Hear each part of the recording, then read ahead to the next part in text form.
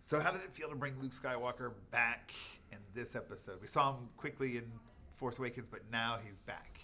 Well, the pressure was much stronger because in 7, I had a sort of a minimalist contribution, so I can enjoy all the fun, but I didn't have to do any of the heavy lifting. This one, Luke is more important to the storyline, so, it's like the Doctor's Creed. First, do no harm.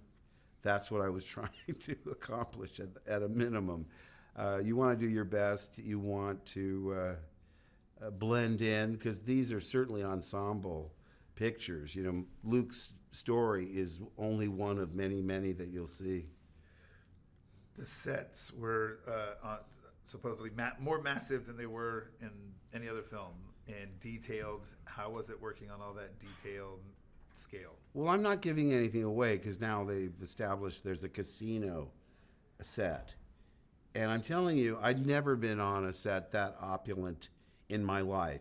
Plus 150 extras in exotic makeups and alien prosthetics and audio animatronic alien pets. I mean, everywhere you looked.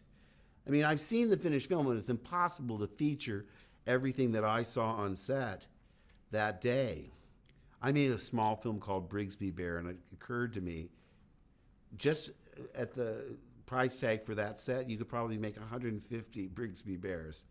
But they spared no expense because the films keep getting bigger and more elaborate because there's nowhere else to go. And tell us what it was like to step on the Millennium Falcon again. Well, I thought, oh boy, it's going to be fun. I said to my sons, you want to go? Yeah, sure, Dad. So my whole family went, and the documentary crew said, oh, you're going to go on for the first time. Can we film you? Because it wasn't a day I was shooting. I was just in street clothes. So I went up the ramp, and I wasn't expecting to be so moved by it. I mean, it was almost like visiting a house that I grew up in that I never expected to return to. And every detail was so accurate. Everything was the same. Every dent, every scratch, every hanging pipe and oil drip. I mean, it was astonishing. And I started getting choked up. I didn't know why. I didn't want the documentary crew to be looking at all this. And so I said, excuse me. And I went around and sat in the cockpit with my back to everyone. And I thought, holy moly, this is a memory I'll never forget, because it's unexpected, and it encompassed so much of my collective sense memory of what it was like to be back in the originals. You've lived with Luke for almost 40 years or plus. How has it changed, or how do you embrace that legacy? Well, part of it is that, you know, you have a beginning, a middle, and an end, and then you got to move on. You know, there's so much detail in your head that you have to sort of do a memory flush just so that you're able to memorize new lines. So I've forgotten more than I remember.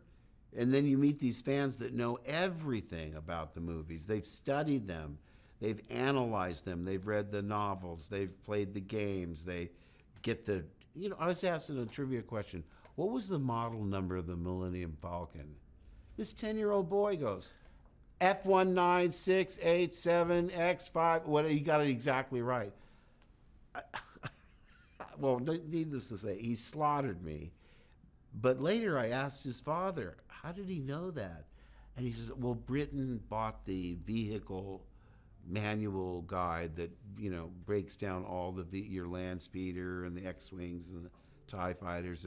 But even that he would remember the exact model number, that's an extreme example, but you get the idea. The fans seem sort of semi-disappointed in me because I'm not as knowledgeable as they are. But I didn't have to be, you know? I mean, getting back into the saddle is a different story. You know, I have to remember all these things and do my homework and, oh yeah, okay, that happened, this happened, and who's this guy again? But luckily I have a lot of people to hold my hand and get me through it. Well, at least you did attempt the Wookiee voice during that competition. He didn't. Britain didn't even go for it. But I have two last questions, real quick, in my final minutes. What's the memory you're going to take away from making The Last Jedi? Probably the most prominent memory would be that island, Skellig Michael, because it's not easy to get to the top. Those steps are brutal, and they go on for days.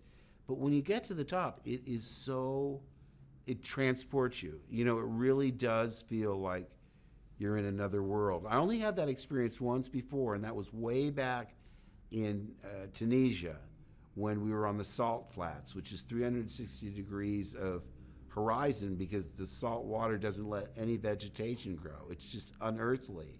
So there I am in my Luke costume with the belt and the floating car, and R2 was there, and I turned my back. The crew was filming something else, and the sun was going down, just like the sun's, it wasn't double, and I got the chills. I really felt I was in a galaxy far, far away. I certainly wasn't on Earth.